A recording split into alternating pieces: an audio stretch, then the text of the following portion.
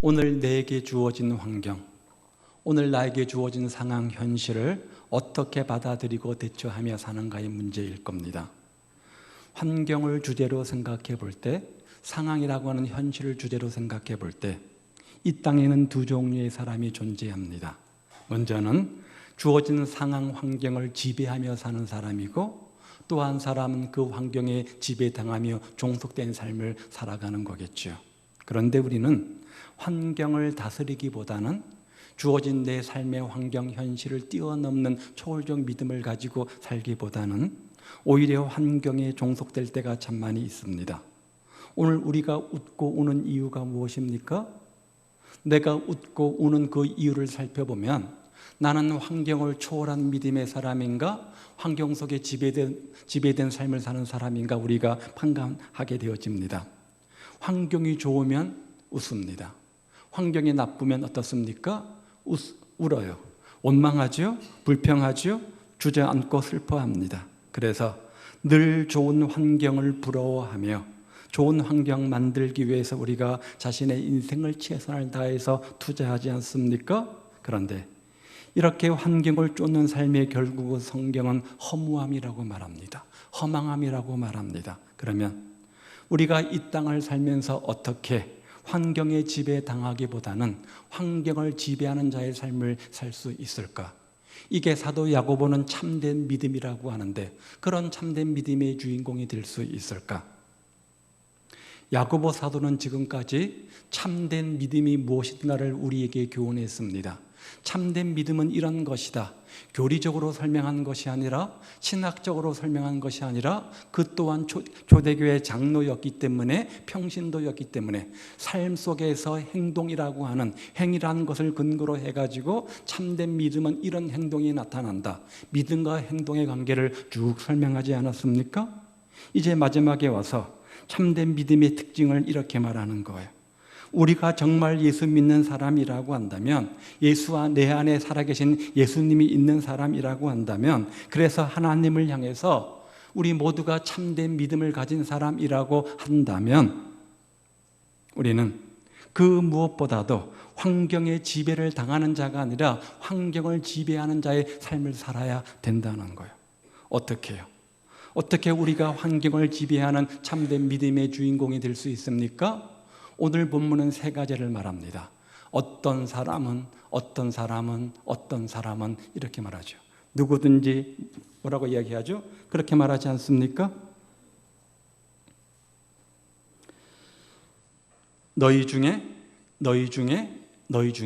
세 번의 단어가 나옵니다. 너희 중에 고난당하는 사람, 너희 중에 즐거워하는 사람, 너희 중에 병든 사람. 이렇게 세 종류의 사람을 이야기하면서 이것을 우리에게 해결책으로 던지는데, 먼저 13절 말씀을 한번 보죠. 고난의 때에 기도하라는 겁니다. 너희 중에 고난당하는 자가 있느냐? 그는 기도할 것이요. 무슨 말이에요? 고난이라고는 환경이 우리 가운데 있다는 것이죠. 처음 사도 야고보는 1장에서 어떻게 시작했습니까? 환난 많은 세상이다. 여러 가지 시험이 있다. 여러 가지 유혹이 있다. 이렇게 진단하지 않았습니까? 고난은 당연한 필수 과목이라고 했습니다. 그런 고난이라는 환경이 있을 때 그 고난을 극복하는 비결이 뭡니까? 오늘 본문은 기도하라는 겁니다. 지난주 우리가 살펴본 것은 참는 겁니다. 욥의 인내를 배우고 농부의 인내를 배우고 선지자의 인내를 배우며 참는 겁니다. 참는 과정 속에 한 가지 중요한 것은 기도하는 거예요. 기도하는 거죠. 그러면 왜 기도가 이토록 중요한 것입니까? 왜 고난 가운데 기도하라 이렇게 말하는 겁니까? 거기에는 이유가 있습니다. 여러 가지 이유가 있겠지만 무엇보다 우리가 고난 가운데 기도하지 않게 되어지면 어떤 결과, 어떤 현상이 일어나는가? 반드시입니다. 반드시 환경의 지배를 받을 수밖에 없다는 거예요. 그 당하는 삶의 문제에 종속되어서 그 문제에 빠져가지고 그 문제의 지배를 받게 된다는 거예요. 우리 모두는 연약한 자입니다. 우리가 믿음이 좋다고요? 우리가 성령 충만하다고요? 굉장히 신앙의 연수가 많다고요? 그렇지 않습니다. 몸을 가진 인간이기 때문에 우리는 환경을 떠나 살 수가 없습니다. 그래서 우리가 고난의 때에 기도의 보좌로 나아가서 올바르고 진정한 기도를 드리지 않으면, 주님과 나만의 미룰의 시간을 갖지 않으면, 그 문제를 끌어안고 주 앞에 나와서 간절한 눈물의 기도가 없으면 그 고난 가운데 그 어떤 사람도 예외 없이 누구나 다 그 환경, 그 문제의 지배를 받게 되어집니다. 여러분 주위를 한번 보십시오. 고난 속에서 기도하지 않고 그 문제를 극복하려고 하는 사람들이 어떻게 합니까? 고난이 오면, 기도하지 않으면 우리 모두는 그 결과 낙심하게 되어집니다. 그 결과 원망하게 되어집니다. 그 결과 짜증나게 되어집니다.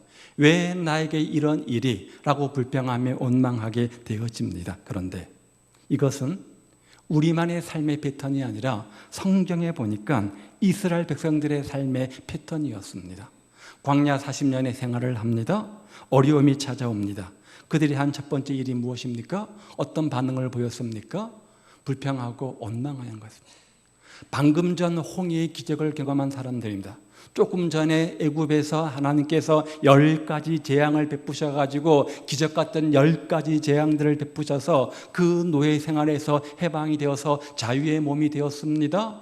홍해도 경험했습니다. 그런 기적을 경험한 그들이 있지만 또 다른 인생의 문제 앞에 직면하게 되어지자 이번에는 하나님께서 이 문제를 어떻게 기가 막힌 방법으로 극복하실까 기대하는 마음을 갖는 것이 아니라 불평하며 원망합니다.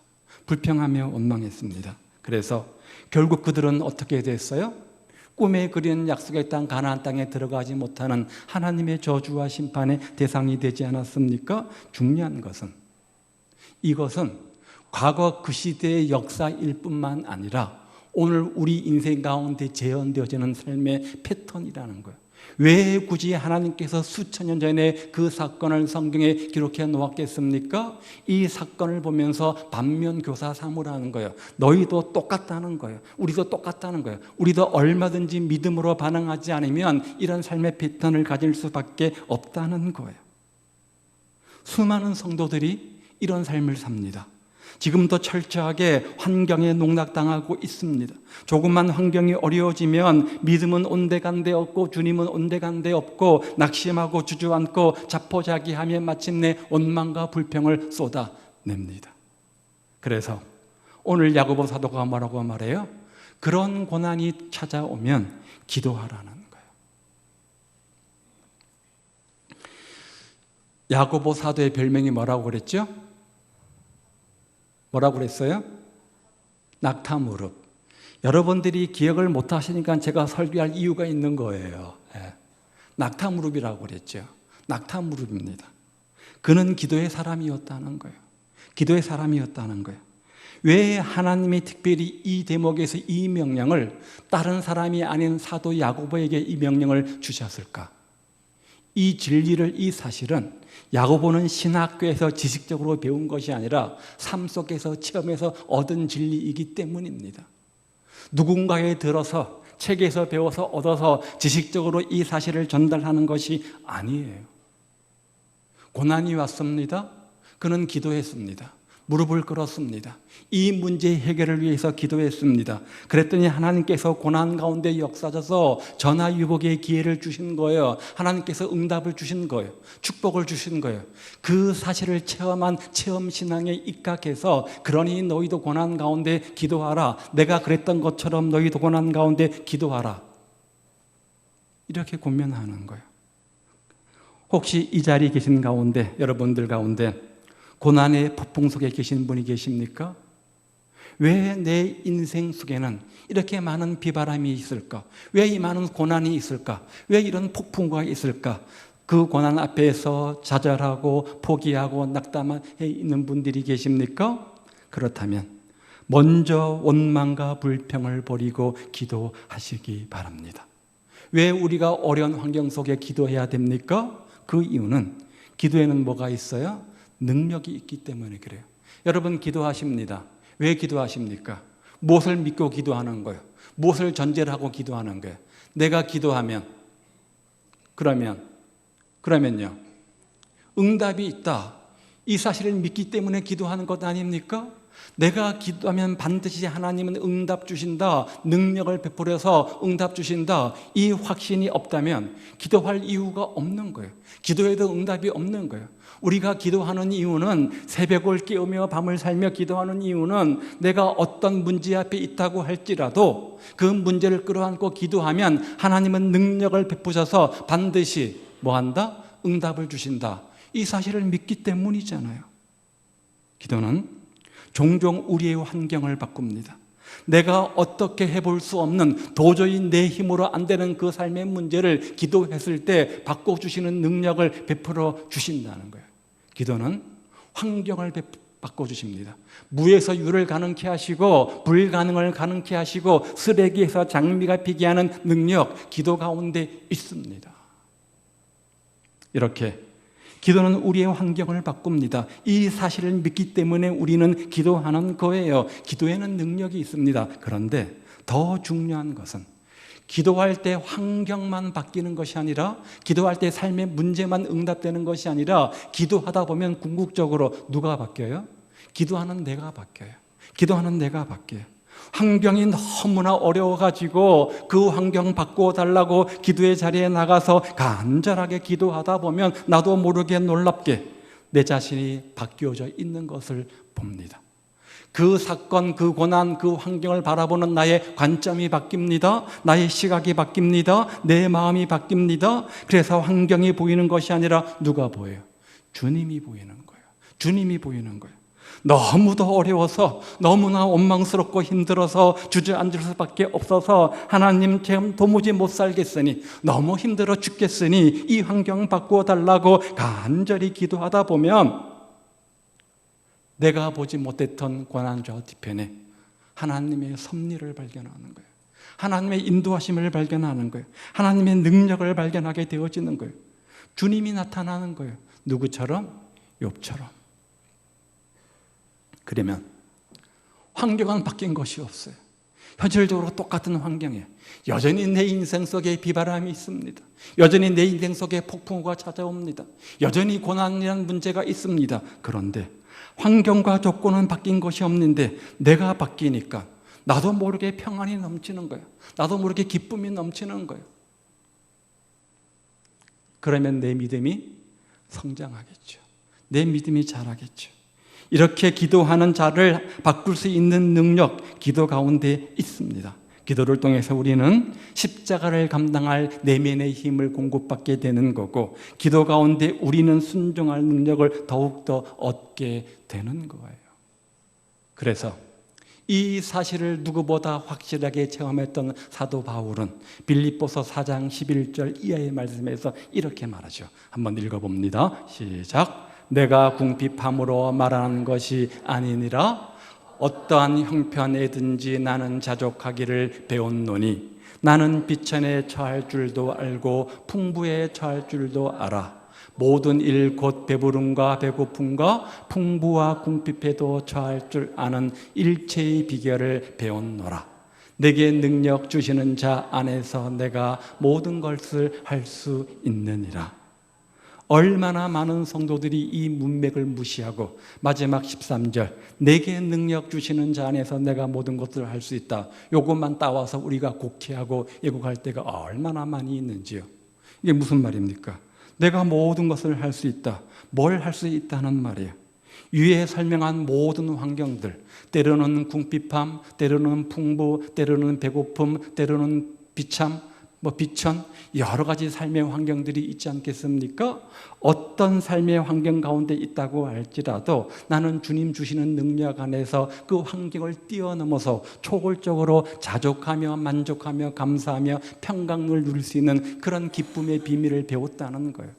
주님께서 내 안에 능력을 주셨기 때문에, 은혜를 주셨기 때문에 환경에 종속당하는 자가 아니라 환경을 뛰어넘는 초월적 믿음을 가지고 주님 안에서 나는 기뻐한다, 자족한다, 만족한다, 이 말 아닙니까? 이 말 아닙니까? 그런데 이것은 사도 바울만의 삶의 모습이 아니라 누구의 삶의 모습이어야 돼요? 오늘 우리의 삶의 모습이어야 된다는 거예요.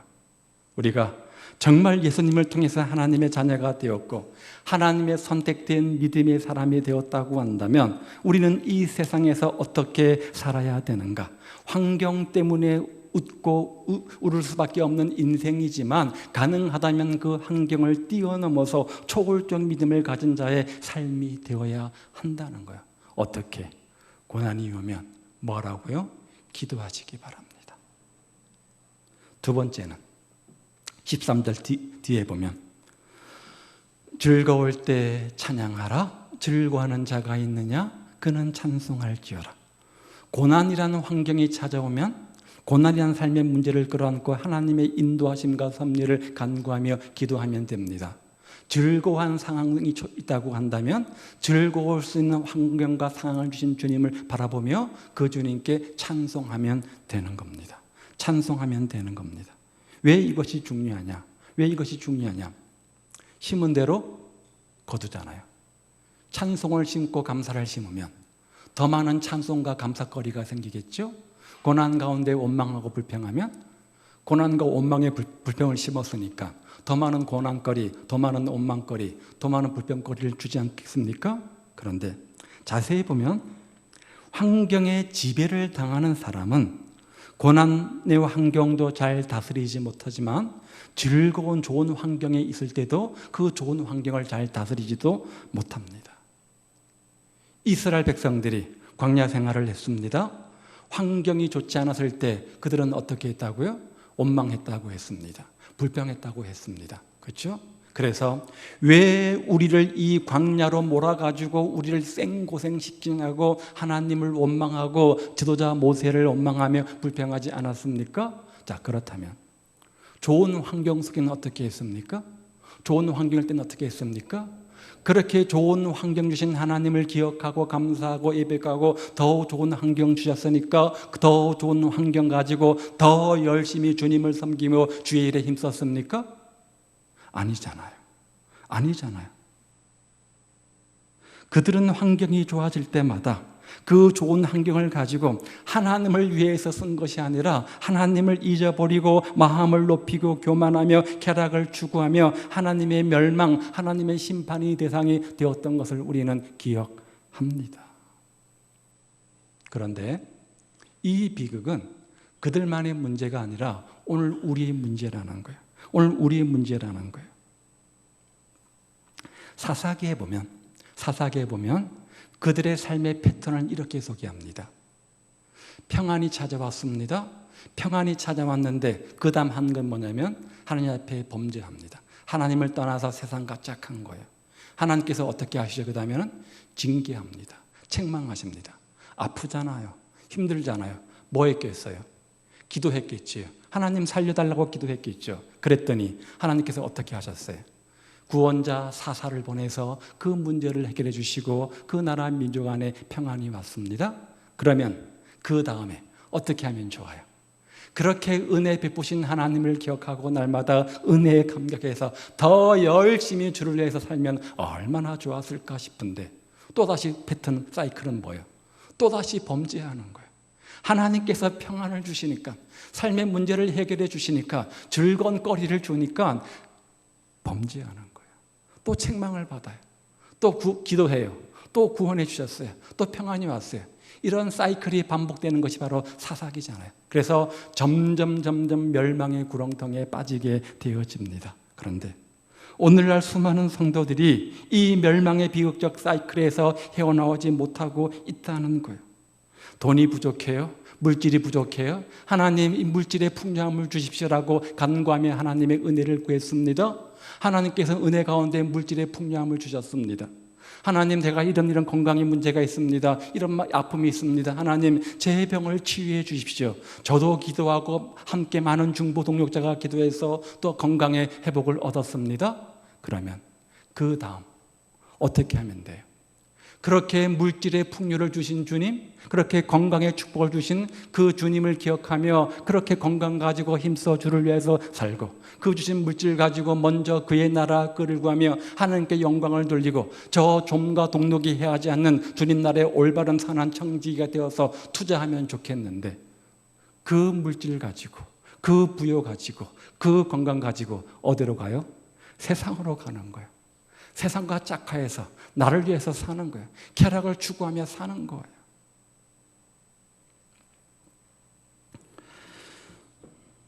그래서 13절에 즐거워하는 자가 있느냐? 그는 찬송할지라. 우리 성도들은 어려운 환경도 다스려야 되지만 좋은 환경도 다스려야 한다는 거예요. 여러분 건강을 찾으셨습니까? 아니 지금 건강하십니까? 지금 내 삶을 보니까 내가 생각한 것대로 잘 일들이 풀리고 잘 계획들이 이루어집니까? 우리 자녀들을 보니까 내 생업을 보니까 이만하면 됐다 싶습니까? 그렇다면 교만하지 말고 다른 곳에 한눈 팔지 말고 먼저 마음을 다해서 그 은혜 주신 그런 축복 주신 주님의 은혜를 감사하며 찬양하는 자의 삶이 되시기를 바랍니다. 그 다음이 중요한 거예요. 그런 다음 하나님의 나라를 위해서 하나님을 위해서 그것들을 귀하게 사용하십시오. 초대교회에 홀릴이라고 하는 총독이 있었습니다. 로마인 총독인데요, 변방 지역을 다스린 사람입니다. 그가 로마 황제에 보낸 보고서가 나중에 고고학적으로 발견이 되었습니다. 귀퉁이 한 부분만 발견되었는데 그곳에 이런 내용의 글이 있었습니다. 그들은 정한 날 정한 시간에 모여, 이게 뭐예요? 주일이겠죠? 기쁨으로 예배합니다. 그러나 거기에 그치지 않고 그들은 자신들이 믿는 신 하나님을 향해서 뭐라고요? 감사의 마음을 가지고 살기에 그 결과 얼굴에 항상 기쁨이 넘칩니다. 하나님을 향해서 감사의 마음을 가지고 있고 그 결과 얼굴에 항상 기쁨이 넘치다. 내 마음에 감사의 마음이 있으면 그 결과 내 얼굴이 그대로 드러나서 영향을 끼쳐서 내 얼굴이 항상 기쁘겠죠. 그런데 이들의 삶의 환경은 어떠했다고요? 지금처럼 예수 믿는 것이 보장된 시대가 아니잖아요. 몰래 숨어서 목숨 걸고 믿는 시대 아닙니까? 환난과 핍박이 있었습니다. 뿐만 아니라 예수 믿는다는 이유 때문에 수많은 고난과 손해와 희생과 헌신과 왕따를 각오해야 되는 시대입니다. 그런 그들에게 무슨 감사할 것들이 많이 있었겠어요. 그런데 늘 하나님을 향해서 감사했다? 그랬더니 얼굴이 항상 기뻤다? 이렇게 보고를 하는 거예요. 이것이 믿지 않는 사람들에게 비춰진 초대교회 성도들의 삶의 모습이었다는 거예요. 그런데 왜 이것이 믿지 않는 총독에게 중요한 문제였냐면 그것은 당시 모든 것을 가진 로마의 귀족들의 삶과 대비되기 때문에 그래요. 당시 로마 귀족들은 너무나 풍요로운 사치와 방탕 속에 살고 있었습니다. 결국 로마가 망한 이유가 무엇입니까? 이 사치 방탕이잖아요. 쾌락을 즐겼습니다. 식탐이 얼마나 극에 달했던지 파티를 하면 음식은 맞고 먹을 것은 제한되어 있고 속은 제한되어 있으니까 저 한 구석에 뭘 갖다 놓았냐면 토하는 장소를 갖다 놓은 거예요. 막 먹어댑니다. 막 미치도록 먹어댑니다. 먹으면서 식탐 쾌락을 누리는 거예요. 그 다음에 배가 부르면 어떻게 해요? 손가락을 혀에 넣어서 다 뱉어내는 거예요. 또 가서 먹고 또 뱉고 또 가서 먹고 이렇게 자극적인 것을 추구했던 거예요. 먹는 거 가지고 만족이 안 되니까 쾌락이 안 되니까 이번엔 좀 더 자극적인 것을 찾는데 그 중에 하나가 뭐냐? 원형 경기장인 거예요. 거기에다가 사람을 집어넣고 짐승을 집어넣고 서로 싸우게 합니다. 짐승이 사람을 찢어 먹습니다. 사람과 사람이 서로 죽입니다. 그 피 튀기는 현장을 보면서 어떻게 했어요? 너무나 즐거워하는 거예요. 너무나 즐거워하는 거예요. 피를 보면서 즐거워하는 거예요. 바로 그런 시대에, 그런 방탕한 시대에 가진 것도 없는 사람이, 감사할 이유도 없는 사람들이 삶을 절제하면서 고난할 때에는 하나님께 기도하고 즐거울 때는 더욱더 겸손하며 삶을 절제하면서 찬양하며 기뻐하는 그들의 모습이 이방 총독의 눈에는 굉장히 충격적으로 다가왔던 거예요. 그래서 그 보고서를 통해서 어떻게 결말을 맺냐면 참 특이한 이 사람들 연구 대상입니다. 한번 연구해 보고 싶습니다. 연구하겠습니다. 이런 대목으로 마지막 보고서 끝을 맺는 거예요. 어려울 때 원망하는 것이 아니라 어려울 때 원망하고 불평하고 낭담하는 것이 아니라 그 문제를 끌어안고 기도하고, 즐거울 때 찬양하는, 그래서 환경의 지배를 받는 사람이 아닌 환경을 다스리는 것, 그것이 우리 성도의 삶의 마땅한 모습이라는 거죠.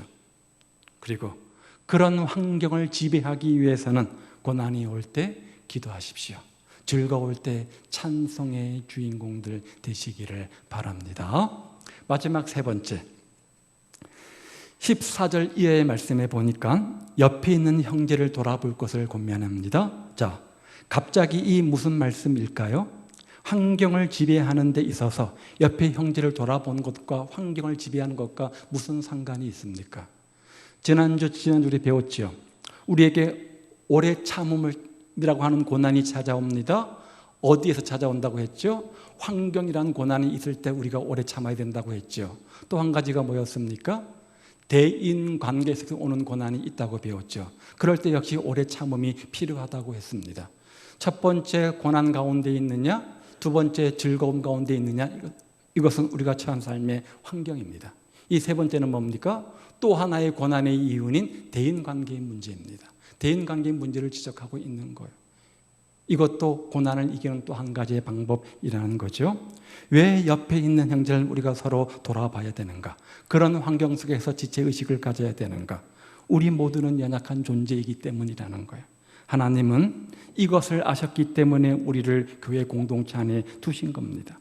우리 모두는 주님의 몸이요, 주님의 몸에 서로 지체들 아닙니까?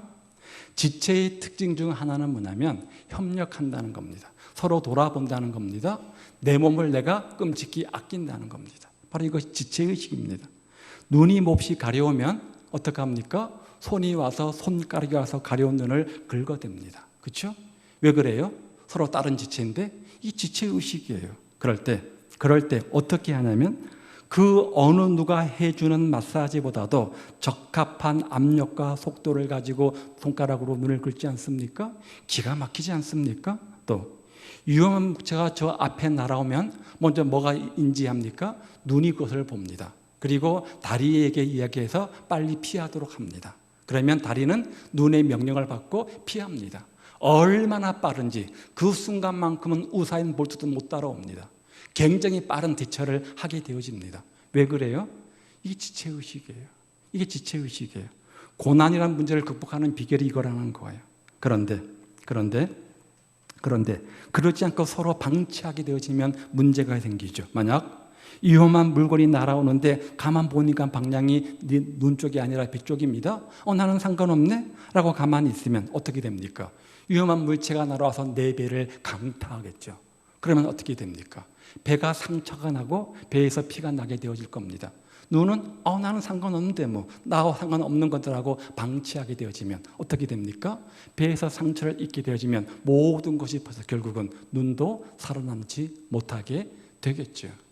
무슨 말이에요?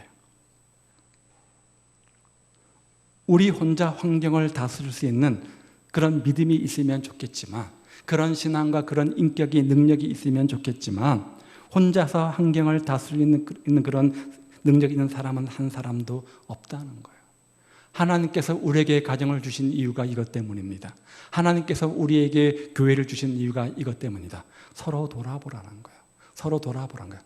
그럴 때 우리가 고난 가운데 죄 가운데 삶의 문제를 극복할 수 있다는 거예요. 그래서 야고보 사도가 이렇게 권면합니다. 14절부터 16절까지 말씀 한번 읽어봅니다. 시작.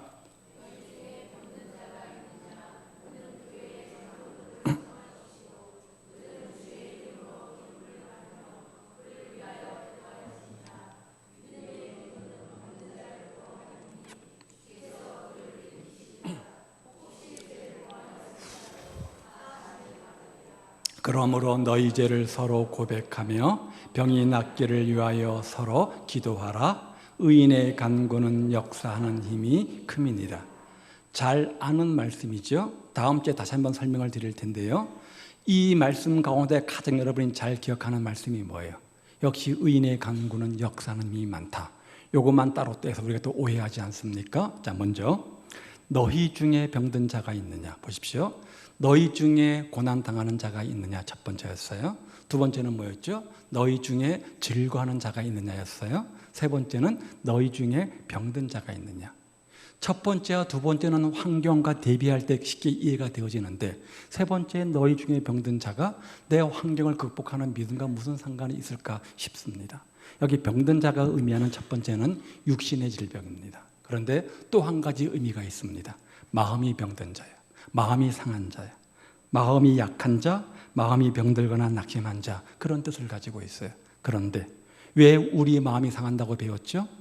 환경 속에 오는 고난이 있거나 관계 때문에 오는 고난이 있으면 우리 마음이 병들어요. 마음에 쓴뿌리가 생기고 마음에 상처를 입어요. 그러면 마음에 있는 상처가 빨리빨리 해결되지 않으면 그것이 더 곪아서 육체의 질병으로 발전하게 되겠죠. 병든 자가 있느냐? 그런 말입니다. 지금까지 야고보는 교회에서 일어나는 잘못과 죄를 계속해서 지적해 줍니다. 말로 상처 주지 말라. 성냄으로 상처에게 주지 말라. 혀를 제갈 먹여라.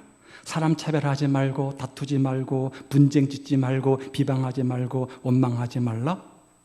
그렇게 권면하지 않았습니까? 이 모든 일들이 교회 가운데 있으니까 그렇게 권면한 거죠. 그런데 그것들을 오늘 본문에 보니까 뭐라고 말하면 너희가 혹시 죄를 범할지라도 죄로 인식한 거예요. 말로 상처 주고 서로 다툼이 일어나고 분쟁 짓고 하는 이 모든 것들을 죄로 인식한 거예요. 너희가 혹시 죄를 범할지라도. 그래서 그러한 죄를 범하지 않도록 지금 이야기하는 겁니다. 그런데 우리가 그래서 이 교훈처럼 우리가 말과 행동으로 태도로 범죄하면 안 되는데 어떻습니까? 이런 잘못으로 인해서 마음이 얼마나 상했던지 마음의 상한 마음으로 인해 가지고 육체까지 병드는 자가 있다는 거예요. 그게 너희 중에 병든 자가 있느냐의 의미예요. 그러면 어떻게 하라고요? 교회의 지도자를 불러서 기도하라. 먼저는 기름을 바르고, 이 기름은 무엇을 의미할까?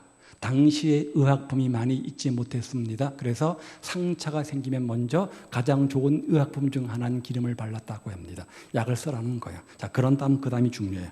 너희 죄를 서로 구할지라, 너희 죄를 서로 구할지라, 그렇죠? 그리고 병 낫기를 위해서 기도하라. 그런 다음 의인의 간구는 역사하는 힘이 많다. 이렇게 나오는 거예요. 따라서 의인의 간구는 역사하는 힘이 많다를 이해하려면 그 앞에 문장들을 먼저 이해를 해야 돼요. 그런데 도대체 누가 의인이에요? 누가 의인이에요? 여러분, 의인이 누굽니까? 굳이 이 대목에서 이 말씀을 하시는 이유가 뭐예요? 죄를 서로 구하는 것과 병 낫기를 기도하는 것과 의인의 간구, 도대체 무슨 상관이 있는 거예요? 무슨 상관이 있는 거예요? 너희가 서로 죄를 구하라? 즉 지금까지 말한 그런 것들로 인해 가지고 말과 행동과 태도로 상처를 주었다고 한다면 그런 잘못으로 말미암아 마음이 낙심했거나 그 마음이 낙심한 것으로 말미암아 육체의 질병까지 온 사람들이 너희 가운데 있다면 그는 교회의 지도자를 불러서 상처 준 사람과 함께 모여서 서로 죄를 고백하고 서로 병 낫기를 위해서 서로 기도하라. 이런 말이 되는 거죠. 이런 말이 되는 거죠. 그래서 집사님, 내가 본의 아니게 이런저런 말로 집사님에게 상처를 준 것 같은데 나는 그런 의도가 아니었는데 집사님 미안해요. 용서해 주세요. 회개합니다. 서로 그렇게 뭐 하라는 거예요? 죄를 고백하라는 거예요. 하라는 거예요. 그런 사람을 뭐라고요? 의인이라는 거예요. 그런 의인이 간구하는 기도는 역사하는 힘이 많다는 거죠. 만약 제가 누군가에게 상처를 주었습니다. 말과 행동과 태도이겠죠? 어떤 내 말과 어떤 행동이 상대방에게 상처가 되었습니다. 그럼 나는 그 사람에게 지금 뭐 한 겁니까? 죄를 범한 거예요. 죄를 범한 거예요. 그 사람에게는 마음에 상처가 온 거예요. 마음의 상처, 질병이 온 거예요. 마음의 상처가 온 거예요. 저 사람이 내가 말한 행동과 말 때문에 이렇게 상처를 받고 내가 죄를 범했구나 라고 생각이 들면 그 문제를 해결해야 되겠죠. 어떻게 해요? 서로 죄를 고백하며 병 낫기를 위해서 기도하라. 먼저 죄를 고백하는 거예요. 하나님 제가 이러한 문제 때문에 이렇게 했습니다라고 하나님께 용서를 구하고 진정한 회개는요. 그 다음 어떻게 하는 거죠? 상대방을 찾아가서 집사님, 순장님, 목사님, 장로님, 권사님, 제가 본의 아니게 이런 말로 실수를 했네요. 정말 제가 마음이 아픕니다. 저는 그런 의도가 아니었는데 정말 죄송합니다. 용서해 주십시오라고 죄를 고백하면 그 고백을 듣는 상처받은 사람은 어떻게 될까요? 그 순간 마음속에 있는 마음의 병, 상처 쓴뿌리가 깨끗하게 사함을 받는 거예요. 그게 병 낫기를 위해 서로 기도하는 거예요. 그러면 서로 그렇게 하면 그 결과 그것으로 말미암아 우리는 의인이 되어지는 거. 그렇게 기도할 때 그 기도 가운데 하나님의 역사가 나타나게 된다는 거죠. 따라서 우리는 서로 죄를 고백해야 됩니다. 왜냐하면 서로 상처를 주고 받기 때문에 100% 상처를 주는 사람은 없을 겁니다. 100% 상처를 받기만 한 사람도 없을 겁니다. 정도의 차이겠죠? 주기도 하고 받기도 하고 여하튼 줍니다. 그렇기 때문에 우리 그럴 때마다 우리가 주님의 보혈로 자백하고 의인이 되어서 서로 죄를 고백하고 병 낫기를 마음속에 쓴뿌리가 상처가 생기지 않도록 서로 기도하면 그것은 의인의 간구가 되어서 역사 하나님이 크다. 이것이 교회 공동체를 든든히 세우고 고난을 이기는 한 가지 방법이다. 이렇게 말씀하고 있는 거예요. 여러분은 의인입니까? 여러분은 의인입니까? 어떤 그런 문제 앞에서 자신의 잘못을 인정하고 회개하고 서로 죄를 고백하고 서로 병낫게 힘쓰는 그런 의인입니까? 그런 의인 되어질 때 드리는 기도가 주 앞에 상달되어서 응답됨을 기억하고 고난이란 환경 속에 오는 고난이 있을 때, 대인관계이란 고난이 있을 때 옆에 있는 지체를 돌아보고 지체의식을 가지고 이 문제를 극복하는 지혜로운 성도들이 되시기를 우리 주님의 이름으로 축복을 드립니다. 우리 모두는 하나님의 말씀을 통해서 비결을 배웠습니다. 고난할 때에 기도하십시오. 욥의 인내를 배우고 선지자의 인내를 배우며 또 누구죠? 농부의 인내를 배우며 기도하십시오. 마음속에 원망이 생기지 않도록 기도하시기 바랍니다. 그런 다음 즐거울 때는 마음을 높이지 말고 이 모든 것이 하나님의 은혜이니 하나님께 찬양하고 이 주신 것 가지고 어떻게 귀하게 드릴까 고민하며 기도하십시오. 그런 다음 우리 혼자 살 수 없으니 우리 모두 다 하나님 앞에 나가서 옆에 형제를 서로 돌아보며 서로 죄를 자백하며 서로 깨끗한 마음으로 의인이 되어서 다른 형제를 세우는 강구의 역사가 나타나는 의인된 삶을 사는 여러분 되시기를 우리 주님의 이름으로 축복을 드립니다. 그럴 때 환경의 지배를 받는 것이 아니라 환경의 지배자가 되는 것이고 예비하신 축복의 주인공들이 다 되는 것이죠. 그런 은혜, 그런 진정한 믿음 있는 행위의 주인공들 되시기를 우리 주님의 이름으로 축복을 드립니다. 자, 기도하겠습니다.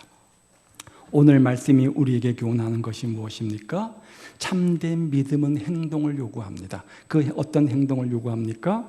고난이 찾아 환경에 처했을 때, 고난이라는 환경에 처했을 때 우리는 기도하고 또 즐거운 환경이 찾아오면 우리는 찬송하게 되어지고 형제와 대인관계의 갈등이 있을 때 우리는 서로 죄를 고하며 서로 병낫기를 위해서 기도하며 의인들이 되어서 간구의 역사가 나타난다는 겁니다. 오늘 우리에게 이런 역사가 나타나서 환경을 지배하는 자가 되어서 그 축복을 받아 누리는 복된 성도들 되게 하옵소서. 함께 기도하겠습니다.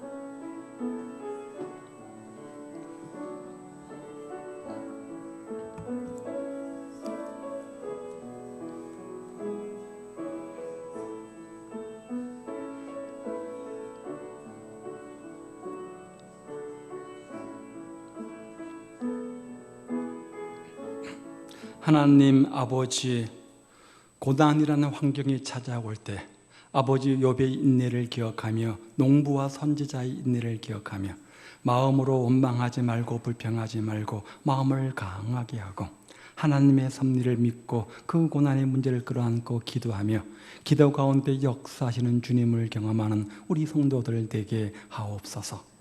오늘 나에게 주어진 환경이 감사와 찬송과 기쁨의 이유가 있는 환경이라면 그런 좋은 조건을 주신 하나님을 인하여 감사하고 기뻐하고 이렇게 건강도 주시고 물질도 주시고 부유도 주셨사오니 이것 가지고 어떻게 주를 위해서 쓸 것인가 고민하며 더 큰 감사거리, 더 큰 기쁨거리, 찬송거리를 만드는 지혜로운 성도들 되게 하시고 환경의 고난뿐만 아니라 관계의 고난이 찾아올 때 오늘 본문의 말씀을 기억하며 상처 준 것 기억하며 아버지 하나님 주 앞에 회개할 뿐만 아니라 상대방에게 아버지 회개하고 서로 죄를 구하며 그래서 우리 마음속에 그 고난 때문에 그 상처 때문에 상처가 남지 않게 하시고 서로 죄를 구하고 서로 아버지 병 낫기를 간구함을 통해서 우리 마음속에 있는 아픈 상처 숨뿌리가 치유되고 회복되어지고 그 결과 병이 나아지는 축복의 주인공들 되게 하시고 그 결과 우리 모두 의인이 되어서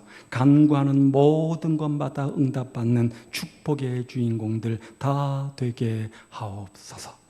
예수님 이름으로 기도하옵나이다. 봉헌하시겠습니다.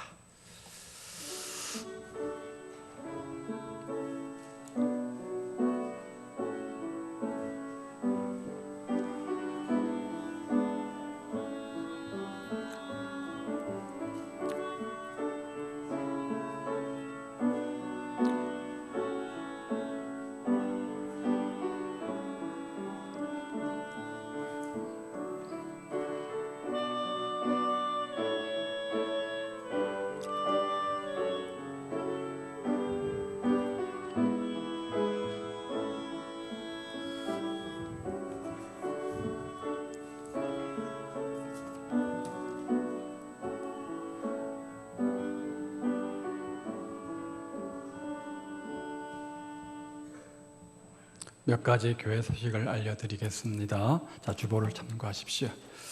강북 사랑의 교회 처음 나오신 분들 주님의 이름으로 환영합니다. 예배 이후에 권사의 모임 갖도록 합니다. 예배 이후에 권사의 모임이 있습니다. 날씨가 참 무덥죠? 한 주 동안 잘 지내셨습니까? 우리 어르신들? 네. 아마 지금부터 8월 한 달만 잘 이기시면 될 것 같아요. 마지막 주일 28일은 온 가족이 함께하는 예배로 드립니다. 앞으로 매월 마지막 전 우리가 온